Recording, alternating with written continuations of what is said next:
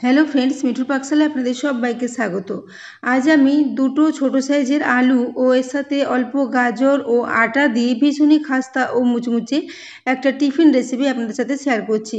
তো এই জন্য প্রথমে দুটো আলুকে খোসা ছাড়িয়ে পরিষ্কার করে নিয়েছিলাম, তারপরে আলুটাকে জলের সাথে গ্রেট করে নিচ্ছি। এরকম ছোট ছিদ্রযুক্ত একটা গ্রেটার নিয়েছি, তারপর আলুটাকে এইভাবে গ্রেট করে নিলাম।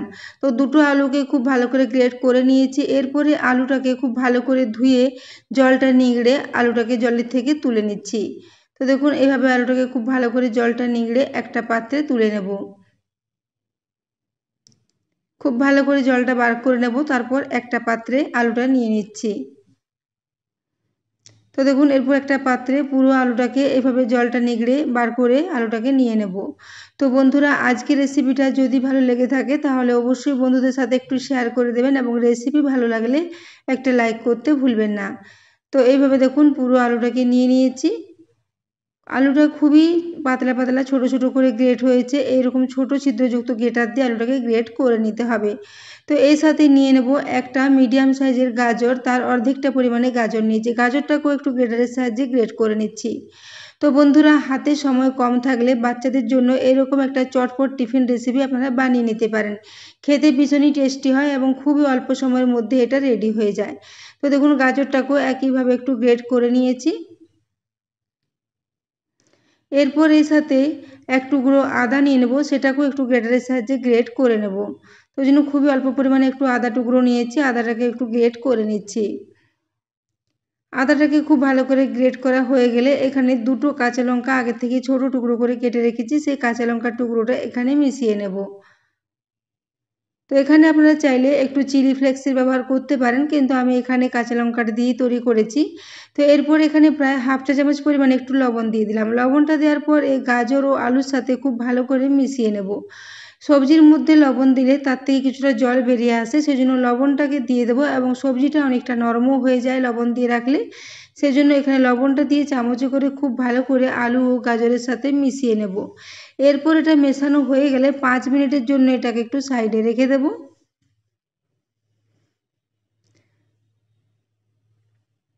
তো দেখুন এটা এখন খুব ভালো করে মেশানো হয়ে গেছে। তারপর ঢাকা দিয়ে 5 মিনিটের জন্য এটাকে একটু রেখে দিয়েছিলাম। 5 মিনিট পরে ঢাকাটা খুলে নিচ্ছি। তো এরপর এখানে দেখে নিচ্ছি, দেখুন এই আলু ও গাজরের সঙ্গে লবণ দেওয়ার জন্য এর থেকে অনেকটাই জল বেরিয়েছে। তো এরপর আমি এটাকে খুব ভালো করে আরেকবার মিশিয়ে নিয়েছি। এরপর এখানে কিছু মশলা দিয়ে দিচ্ছি। মশলার মধ্যে এখানে দিয়ে দিয়েছি হাফ চা চামচ পরিমাণে কালো জিরে ও হাফ চা চামচ পরিমাণে গোটা জিরে, ওই সাথে 1 চা চামচ পরিমাণে সাদা তিল, ওই সাথে এখানে দিয়ে দিচ্ছি 1 চা চামচ পরিমাণে কসুরি মেথি। এখানে আজ কোনো গুঁড়ো মশলার ব্যবহার করব না, শুধুমাত্র গোটা মশলা দিয়ে রেসিপিটা তৈরি করে নেব। এরপর এর সাথে দিয়ে দিচ্ছি মেজারিং কাপ মেপে হাফ কাপ পরিমাণে আটা। এখানে আর জলের ব্যবহার করতে হবে না। এই যে লবণ দেওয়ার জন্য সবজি থেকে যে জলটা বেরিয়েছে সেই জলে এই আটাটা খুব ভালো মতো মিক্স হয়ে যাবে এবং এটা ক্রমাগত মাখতে মাখতে একটা বেশ নরম ডো মতো এটা রেডি হয়ে যাবে। তো দেখুন এইভাবে রেসিপিটা তৈরি করে নিচ্ছি। তো বন্ধুরা, আজকের রেসিপিটা বানিয়ে নেওয়া ভীষণই সহজ এবং কম সময়ের মধ্যে এটা রেডিও হয়ে যায়। তো দেখুন এই জন্য এটাকে খুব ভালো করে মেখে নিচ্ছি। এটা মাখার সময় একদমই আর জলের ব্যবহার করতে হবে না। সবজি থেকে যে জলটা বেরিয়েছে তা দিয়ে এটা খুব ভালো করে মাখা হয়ে যাবে এবং শুধুমাত্র আটা দিয়ে এটা ভীষণই খাস্তা ও মুচমুচে মতো রেডি হয়ে যাবে। তো আজকের রেসিপিটা যদি ভালো লেগে থাকে তাহলে অবশ্যই চ্যানেলটি সাবস্ক্রাইব করে আমার পাশে থাকবেন এবং পাশে থাকা বেল আইকনটি অবশ্যই প্রেস করে রাখবেন। তাহলে আমি যে কোনো নোটিফিকেশানে ছাড় না কেন তা সবার আগে আপনার কাছে পৌঁছে যাবে। তো দেখুন এরপর এটাকে খুব ভালো করে মেখে নিচ্ছি। এখানে আর আটা বা কোনো কিছু মেশানোর প্রয়োজন হবে না। এটা দিয়ে খুব ভালো মতো এটা মিক্স হয়ে যাবে, একটা বেশ নরম ডো মতো রেডি হয়ে যাবে। তো বন্ধুরা, আজকের রেসিপিটা আপনারা সকালে ব্রেকফাস্টে বা বাচ্চাদের স্কুলের টিফিনে বা বিকেলের দিকে চায়ের সাথেও এটাকে স্ন্যাক্স হিসেবে বানিয়ে নিতে পারেন। খুবই চটজলদি এটা রেডি হয়ে যায় এবং ভীষণই খাস্তা ও মুচমুচে একটা রেসিপি। এটাকে আপনারা চাইলে যে কোনো ধরনের চাটনির সাথেও সার্ভ করতে পারেন কিংবা এটাকে যে কোনো দিন বিকেলে চায়ের সাথেও বানিয়ে নিতে পারেন। তো দেখুন এরপর এটাকে একটা ডো মতো রেডি করে নিয়েছি। এরপর এখান থেকে অল্প পরিমাণে এভাবে মিশ্রণটা নেব আর হাতে করে এইভাবে ছোট্ট ছোট্ট টিকিয়ার আকার এগুলোকে রেডি করে নিয়েছি। তো তখন প্রথমে একটু গোল গোল করে এভাবে আঙুলে করে চাপ দিয়ে এটাকে এভাবে ছোট্ট ছোট্ট টিকিয়ার আকার রেডি করে নেব। তাহলে এগুলো খুবই অল্প তেলে খুবই চটজলদি ফ্রাই হয়ে যাবে। তো দেখুন এইভাবে একটা এখানে রেডি করে নিয়েছি। তো এইভাবে একটু হাতে করে এগুলোকে এইভাবে গোল গোল করে রেডি করে নিচ্ছি। তো এখানে একটা তৈরি করে নিয়েছি, এরপর এটাকে প্লেটে রেখে দিলাম। আবারও একটা এখানে রেডি করে নিচ্ছি। খুবই অল্প পরিমাণে মিশ্রণটা নেব আর এরকম ছোট্ট ছোট্ট টিকিয়ার আকারে এইভাবে এগুলোকে রেডি করে নেব। তো বন্ধুরা, হাতে সময় কম থাকলে আপনারা এই রেসিপিটা অবশ্যই একদিন বানিয়ে দেখতে পারেন, ভীষণই ভালো লাগবে। বিকেলে চায়ের সাথেও এটাকে খুবই চটজলদি আপনারা বানিয়ে নিতে পারেন।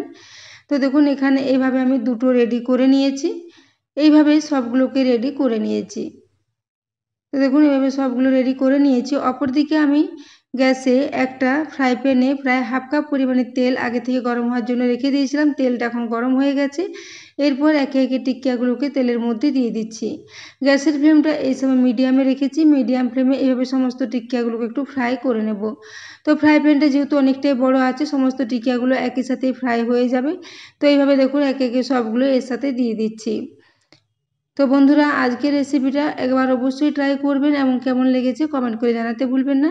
তো দেখুন এরপর এগুলোকে একটু সরিয়ে সরিয়ে জায়গা করে নিচ্ছি, তারপর সবগুলো একই সাথে নিয়ে ফ্রাই করে নিচ্ছি। খুবই চটজলদি তৈরি হয়ে যাবে এটা, এবং শুধুমাত্র আটা দিয়ে এবং আলু দেওয়ার জন্য এটা এতটাই খাস্তা ও মুচমুচে হয়েছিল যে এটা গরম গরম সার্ভ করলে ভীষণই খাস্তা ও মুচমুচে থাকবে। তো দেখুন এইভাবে একদিকটা প্রায় 1.5 মিনিটের জন্য একটু মিডিয়াম ফ্লেমে ফ্রাই করে নিয়েছি। এরপর অপর দিকটা উল্টে দিচ্ছি। এইভাবে উল্টে পাল্টে প্রায় 5 থেকে 6 মিনিট ধরে লো টু মিডিয়াম ফ্লেমে এগুলোকে একটু লাল লাল করে ভেজে নেব, তাহলে এগুলো ভীষণই খাস্তা ও মুচমুচে মতো রেডি হয়ে যাবে। তো দেখুন এভাবে উল্টে পাল্টে এগুলোকে লালচে করে ফ্রাই করে নিচ্ছি। তো দেখুন এখন এগুলো দুদিকটাই খুব ভালো মতো ফ্রাই হয়ে এসেছে। এইভাবে সবগুলোকে আবার একবার উল্টে নিচ্ছি, এবং তিল ও কালো জিরে দেওয়ার জন্য এর টেস্টটা অনেকটাই বেশ পকোড়ার মতো আসবে। এটা খেতে দুর্দান্ত স্বাদের তৈরি হয়েছিল, তাই বন্ধুরা অবশ্যই একবার রেসিপিটা ট্রাই করবেন। তো দেখুন এরপর সবগুলোকে উল্টে পাল্টে ফ্রাই করে নিয়েছি। এরপর এগুলোকে একটা প্লেটে তুলে নিচ্ছি। তো এরপর একটা স্ট্রেনারে করে এক্সট্রা তেলটাকে একটু ঝরিয়ে নেব, তারপর এগুলোকে প্লেটে করে নিয়ে নিচ্ছি। তো বন্ধুরা, আপনারা চাইলে এগুলোকে যে কোনো ধরনের চাটনির সাথে সার্ভ করতে পারেন, এমনকি এগুলোকে চায়ের সাথেও সার্ভ করতে পারেন, খেতে ভীষণই ভালো লাগবে। তো দেখুন এরপর এগুলোকে প্লেটের মধ্যে নিয়ে নিচ্ছি। এইভাবে সবগুলোকে একটা প্লেটে তুলে নেব।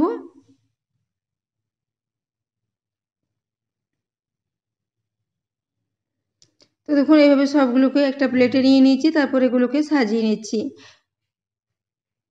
তো এগুলো ভীষণই খাস্তা ও মুচমুচে মতো রেডি হয়েছিল। তো দেখুন এরপর এগুলোকে আমি সাজিয়ে নিয়েছি, এবং এগুলোকে আমি বাড়িতে থাকা একটু টমেটো সসের সাথে সার্ভ করেছি।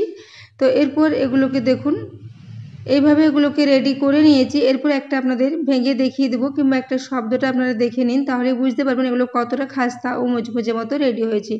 ওপরটা ভীষণই খাস্তা ও মুচমুচে, এবং কালো জিরে ও সাদা তিল দেওয়ার জন্য এর টেস্টটা ভীষণই ভালো হয়েছিল। তো এরপর দেখুন একটা আপনাদের ভেঙে দেখিয়ে দিচ্ছি এগুলো কতটা খাস্তা ও মুচমুচে হয়েছে। তো খুবই অল্প উপকরণ দিয়ে খুবই অল্প সময়ের মধ্যে এটা রেডি হয়ে যায়, বানাতে একদমই লাগে না। তো দেখুন এরপর এগুলোকে একটা ভেঙে দেখিয়ে দিচ্ছি, উপর থেকে ভীষণই খাস্তা ও মুচমুচে। তো বন্ধুরা, আজকের রেসিপিটা কেমন লেগেছে কমেন্ট করে জানাতে ভুলবেন না, এবং এতক্ষণ পর্যন্ত রেসিপিটি দেখার জন্য আপনাদের অশেষ ধন্যবাদ।